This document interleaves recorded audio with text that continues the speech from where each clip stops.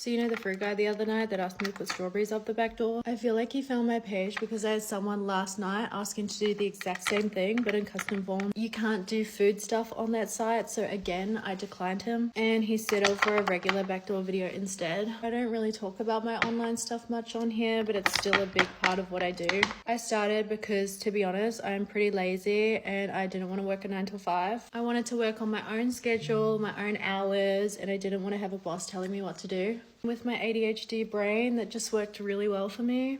I found I could make quick, easy money doing it, so I kept going. I've spent the last couple years traveling and getting as many collabs and content under my belt as possible. Now I've just got like so many videos that I can recycle and like so much content that I still haven't put out from like a year ago. So it kind of just runs itself at this point. Now if I collab with someone, like it has to be the right person, like it has to be of value to my business. Creators will say how hard this work is and like no shade on them, but just personally being real with you, it is the easiest job I have ever done.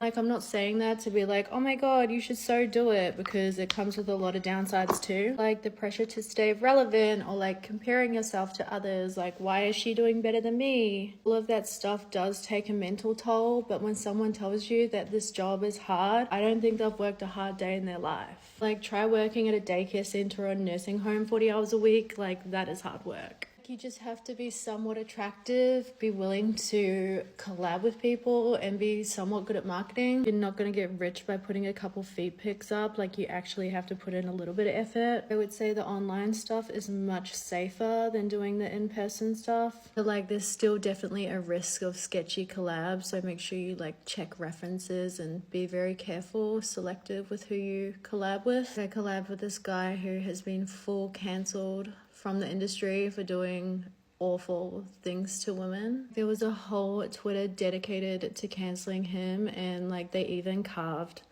"Grapist" on the side of his car without the G.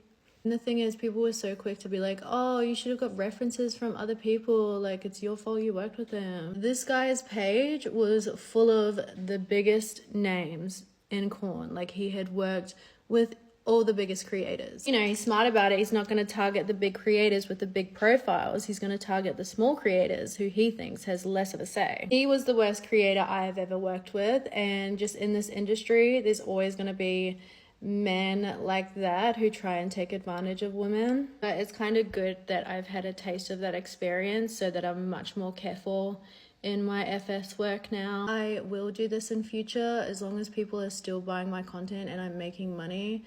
Then I will continue. I have never cared about like being famous or how many followers I have or whatever. I've just always done it for the money. So as long as I'm making money, I will continue. I'm hoping that I have a few property investments and business investments before the money dries up so I can live off the passive income and equity. But I do have a few backup plans for if something were to happen in future, because in this line of work, you really rely on your health, and that could go at any point in time. If I got super ill or broke my leg, like I couldn't see clients. So like you just always have to have, you know, different eggs in different baskets. Did my first reformer Pilates class, like they just have them at my gym. So I tried one. My whole body is still shaking from that. I'm gonna be sore tomorrow.